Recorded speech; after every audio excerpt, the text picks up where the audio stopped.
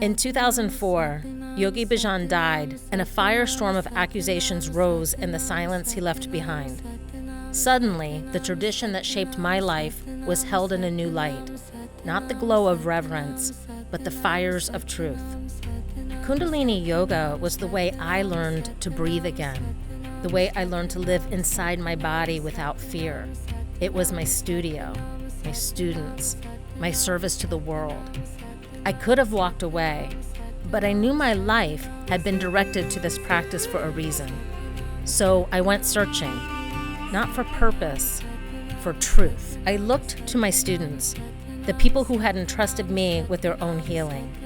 What I found in them was a library of living wisdom, historians and skeptics, scientists and poets, survivors and seekers, people who had spent their lives studying the body, the breath, trauma, energy, and consciousness. Together, we began to pull the thread, back through the history and temples, the hidden arts and suppression, the places where women's voices were removed from time.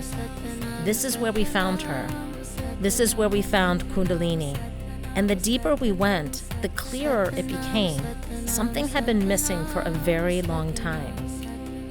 What returned to me through this journey wasn't a teaching, but a remembering.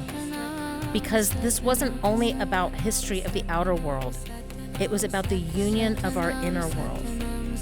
I started to see a mirror, and in that reflection, I understood that spirituality and science have always been describing the same observation from different perspectives.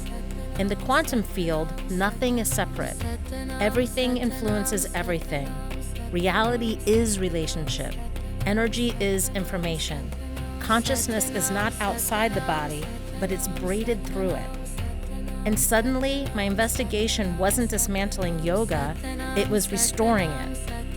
Out of that restoration, a renaissance of this ancient modality began to form, not as a rejection of what came before, but a return to what was always meant to be whole, ancient feminine wisdom, Kundalini herself, and the quantum understanding of sacred union.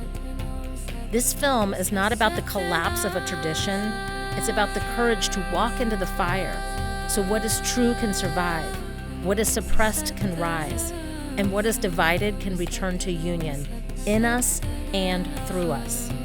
I didn't go searching to start something new. I went searching for Kundalini, to remember her wisdom. And what I found was a bridge from victim to victory.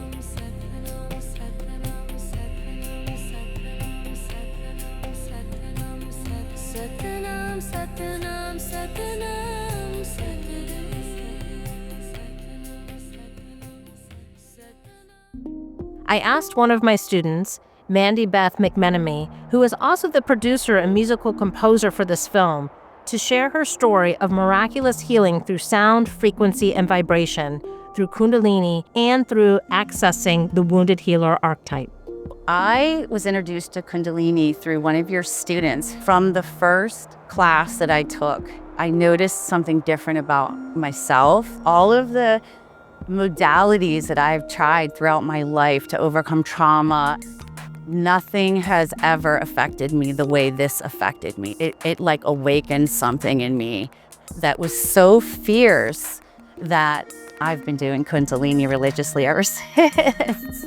I had been coming off of a 12-year illness. The disease I had is called valley fever, and that actually led to COPD. I was literally on death's door. I could not get nutrition in my body. I could not keep nutrition in my body.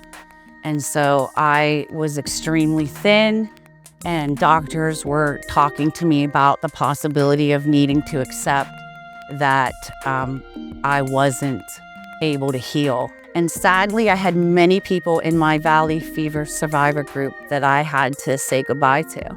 And the fact that I'm not one of them, and that I'm sitting here today, and that I can breathe and not cough, and I don't need breathing treatments. I'm on no medication whatsoever anymore.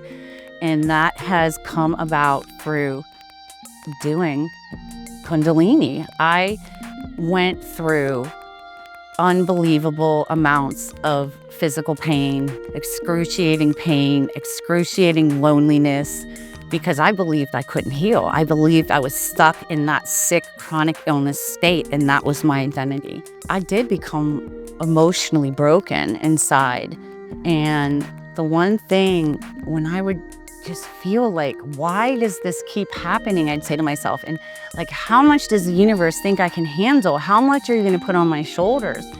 And what came to me and what I realized was that if I could use any of my experience, any of my traumas, any of what had made me feel broken in life to help other people, that to me is just the essence of the wounded healer. Because how could I help somebody if I don't know what they've experienced? And so just the fact that I've had so many traumas and things of that nature puts me in a position of feeling like a wounded healer, where I now am learning the tools and learning the mantras and the chants and the actions and the motions. I see myself doing the teacher training with you for the sole purpose of me being able to go out and spread this knowledge and spread this opportunity for other people who, thought they were too broken to heal, to know and to learn, no, you're not. You can heal. You can heal. And it takes you in the mat in practice with yourself on that mat. And that's what I've learned from you so far.